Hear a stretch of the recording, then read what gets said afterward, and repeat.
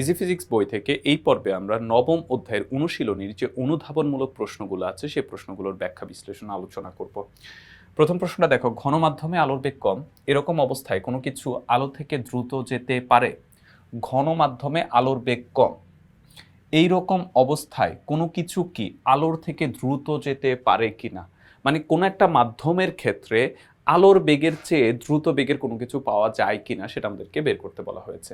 এখন ঘন মাধ্যমে আলোর বেগ কম, তবে ঘন মাধ্যমটি অস্বচ্ছ পরিবাহী হলে তাতে তড়িৎ ক্ষেত্রে প্রয়োগে ইলেকট্রনের বেগ আলোর চেয়ে বেশি হতে পারে। আবার এই অবস্থায় শব্দ ওই মাধ্যমে আলোর থেকে দ্রুত যেতে পারবে, কারণ শব্দ একটি যান্ত্রিক তরঙ্গ।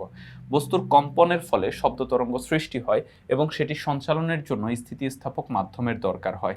মাধ্যমের ঘনত্ব যত বেশি হবে মাধ্যমের স্থিতিস্থাপকতা তত বাড়বে, ফলে শব্দের বেগও তত বাড়বে। অন্যদিকে আলো হচ্ছে বিদ্যুৎ এবং চৌম্বক ক্ষেত্রের তরঙ্গ, তাই এটার জন্য কোনো মাধ্যম দরকার নেই। কোনো মাধ্যমে আলোর বেগ আলোর বেগ কত হবে তা নির্ভর করে ওই মাধ্যমের বিদ্যুৎ চৌম্বকীয় বৈশিষ্ট্যের উপর।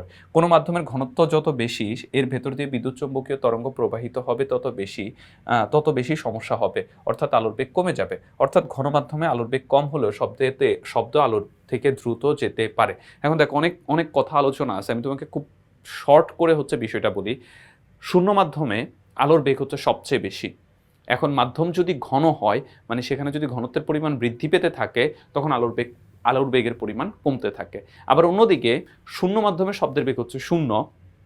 কোনো মাধ্যমের পরিমাণ যদি বাড়তে থাকে, মানে কোনো মাধ্যম যদি সৃষ্টি হয় এবং সেই মাধ্যমের ঘনত্বের পরিমাণ যদি বাড়তে থাকে, তাহলে শব্দের বেগের পরিমাণ বৃদ্ধি পেতে থাকে। তাহলে বিষয়টা কি দাঁড়ালো? ঘনত্বের পরিমাণ বাড়লে আলোর বেগের পরিমাণ কমে, আর ঘনত্বের পরিমাণ বাড়লে শব্দের বেগের পরিমাণ বাড়ে। এই জন্য কোনো একটা ক্ষেত্রে শব্দের বেগের পরিমাণ আলোর বেগের থেকে বেশি হতে পারে। ভর দুপুরে রংধনু দেখা যায় কেন? রংধনু তৈরি হয় পানির পূর্ণ অভ্যন্তরীণ প্রতিফলনের কারণে।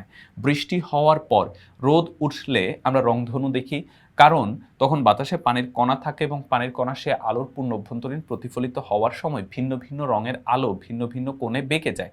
এই আলোর রশ্মিগুলো দিয়ে রংধনু ভিন্ন ভিন্ন রঙের ব্যান্ড তৈরি হয়। এটি সবসময় সূর্যের বিপরীত আকাশে দেখা যায়। রংধনু হচ্ছে পানির কণা সূর্যের সাদা আলোর বিচ্ছুরণের ফলে সৃষ্ট 7টি একবর্ণী আলো। ভর দুপুরে সূর্যের সাদা আলোর তীব্রতা এই 7টি একবর্ণী আলো অপেক্ষা বেশি হয় বলে ভর দুপুরে রংধনু দেখা যায় না। তাহলে আমাদের কাছে মূল বিষয়টা কি, আমরা যদি আরেকবার একটু বোঝার চেষ্টা করি, বিষয়টা হলো রংধনুটা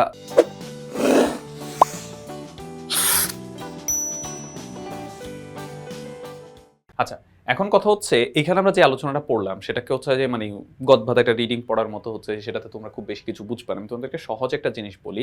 রংধনু যখন তোমরা ভিজুয়াল করবা, অ্যাজ ইউজুয়ালি দেখবা রংধনুটা হচ্ছে বিকালের দিকে দেখা যায়, বিকালের দিকে অথবা হচ্ছে সকালের দিকে দেখা যায়। এখন কখন কিভাবে দেখা যায় সেটা হচ্ছে, দেখবা যে সূর্য যেই পাশটাতে আছে রংধনু তার বিপরীত পাশটাতে দেখা যায়। এর পেছনে, এবং এটা ঘটে কখন? যখন বৃষ্টি হয়, বৃষ্টি হওয়ার পরে যখন সূর্য ওঠে তখন রংধনুটা দেখা যায়। এর পেছনে কারণটা কি? ধরো এই পাশে সূর্য আছে আর এই পাশে হচ্ছে যে তোমার আকাশটা, তো এই সূর্যের আলোটা মাঝখান দিয়ে যখন যায় তখন এই মাঝখানের জায়গাটাতে যে পানির ছোট ছোট কণাগুলো আছে, এই কণাগুলোর মধ্য দিয়ে সূর্যের আলো যাওয়ার সময় সূর্যের আলোগুলো বিশ্লেষিত হয়ে যায়। মানে সূর্যের আলো তো পিওর একটা রং না, এখানে তো 7টা রঙের মিশ্রণ। তো পানির কণাগুলোর মধ্য দিয়ে যাওয়ার সময় এটা বিভিন্ন কোণে বেঁকে যায়, বেঁকে যাওয়ার ফলে তার বিপরীত আকাশে বিভিন্ন রঙগুলো আলাদা আলাদা করে দেখা যায়, যেটাকে আমরা রংধনু বলে থাকি। এখন সূর্য যদি সোজা মাথার উপরে থাকে তাহলে বিপরীত আকাশ তো আর বলে আর কিছু নাই, বিপরীত বলতে আছে তোমার মাথা, তোমার মাথার উপরে তো আর রংধনু দেখা যাবে না, তাই না? এই জন্য হচ্ছে সূর্য যখন একদম মাঝ আকাশে থাকে বা ভর দুপুরে থাকে তখন দেখা যায় না, রংধনু দেখা যায় না। সূর্য যখন হচ্ছে যেরকম দুই পাশে থাকে তখন তার বিপরীত আকাশে রংধনুটা দেখা যায়। আচ্ছা, এটা একটা ক্রিটিক্যাল আলোচনা, আমরা একটু ভেঙে ভেঙে দেখি। পানির ফোঁটা লেন্সের মতো কাজ করতে পারে, এই লেন্সের ফোকাস দূরত্ব কত হতে পারে? দেখো, পানির ফোঁটা উত্তল লেন্সের মতো কাজ করে। পানির ফোঁটা লেন্স হলেও তার নির্দিষ্ট ফোকাস দূরত্ব স্থির নয়, কারণ ফোকাস দূরত্ব ফোঁটার আকার, পানির ও বায়ুর প্রতিসরণাঙ্কের উপর নির্ভর করে। এখন পাতলা লেন্স অনুযায়ী ফোকাস দূরত্ব f হলে 1/f সমান হচ্ছে m-1 1/r1 মাইনাস 1/r2। এটা হচ্ছে অনেক বড় ক্রিটিক্যাল একটা হচ্ছে যে মানে ইকুয়েশন। তো সেটা হচ্ছে তোমাদের উপরের ক্লাসে গেলে হচ্ছে তোমরা সেখানে দেখবে। এখানে আপাতত জাস্ট হচ্ছে ইকুয়েশনের মতো করে হচ্ছে মনে রাখতে পারো। তো এখন পানির প্রতিসরণাঙ্ক m সমান হচ্ছে 4/3। এখানে m বলতে হচ্ছে প্রতিসরণাঙ্কটাকেই বোঝানো হচ্ছে। আর r1 সমান হচ্ছে -r2 সমান হচ্ছে আর 2 পৃষ্ঠের বক্রতার ব্যাসার্ধ। আর মানে হচ্ছে বক্রতার ব্যাসার্ধ, সেটা তো তোমরা জানোই যে একটা লেন্সটা যেগুলো থেকে নেওয়া হয়েছে সেগুলোকে যে ব্যাসার্ধ তাকে বক্রতার ব্যাসার্ধ বলা হয়ে থাকে। তো এখানে যদি হচ্ছে একটা আরেকটার বিপরীত বলে একটাকে যদি আমরা প্লাস ধরি আরেকটাকে হচ্ছে মাইনাস ধরবে, এবং একটা গোলক থেকেই নিয়ে যেহেতু লেন্স তৈরি করা হয়েছে তাহলে দুইটা ক্ষেত্রে বক্রতার ব্যাসার্ধ সেম হবে, অর্থাৎ আর হবে। তাহলে r1 এবং অন্যটা হচ্ছে -r2 এবং দুইটার মানই হচ্ছে r। তাহলে এই যে মাইনাসের কারণে, এই যে -r2 এর কারণে মাইনাসটা হচ্ছে প্লাস হয়ে যাবে, আর r1 এবং r2 এর পরিবর্তে আমরা r লিখতে পারি। তো এখন এখান থেকে হচ্ছে আমরা ক্যালকুলেশন করলে পাচ্ছি 1/f সমান হচ্ছে 1/3 2/r। এখানে ক্যালকুলেশন করলে আমরা এমনটা পাচ্ছি, বা এখান থেকে লেখা যায় 3r/2, মানে 1/f সমান হচ্ছে 2/3r। তাহলে f সমান হচ্ছে 3r/2 বা 1.5r।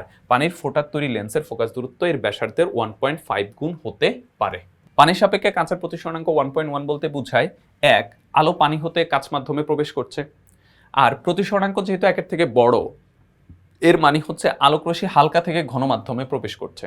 কারণ হালকা থেকে ঘন মাধ্যমে প্রবেশ করলেই তোমার কেবলমাত্র একের থেকে বড় প্রতিসরণাঙ্ক পাওয়া সম্ভব। আর যখন হচ্ছে হালকা থেকে ঘনতে যাবে তখন অভিলম্বের দিকে প্রতিসরিত রশ্মি অভিলম্বের দিকে বেঁকে যাবে। আর এছাড়া হচ্ছে আপতন কোণ প্রতিসরণ কোণের সাইনের অনুপাত হচ্ছে 1.1। মানে প্রতিসরণাঙ্ক কাকে বলে? আপতন কোণের সাইন ও প্রতিসরণ কোণের সাইনের অনুপাতকে আমরা বলি হচ্ছে যে প্রতিসরণাঙ্ক। তো প্রতিসরণাঙ্ক 1.1 মানে হচ্ছে আপতন কোণ ও প্রতিসরণ কোণের সাইনের অনুপাত হচ্ছে 1.1। তো এটাই ছিল এই পর্বে আমাদের সংক্ষিপ্ত প্রশ্নগুলোর আলোচনা অনুশীলনী থেকে। পরবর্তী পর্বে আমরা অন্য প্রশ্নগুলো, অন্য টপিকসগুলো আলোচনা করব। প্রশ্নগুলো আমরা ব্যাখ্যা করছি ইজি ফিজিক্স বই থেকে। তোমরা যারা ইজি ফিজিক্স সংগ্রহ করনি খুব দ্রুত সংগ্রহ করে ফেলবে।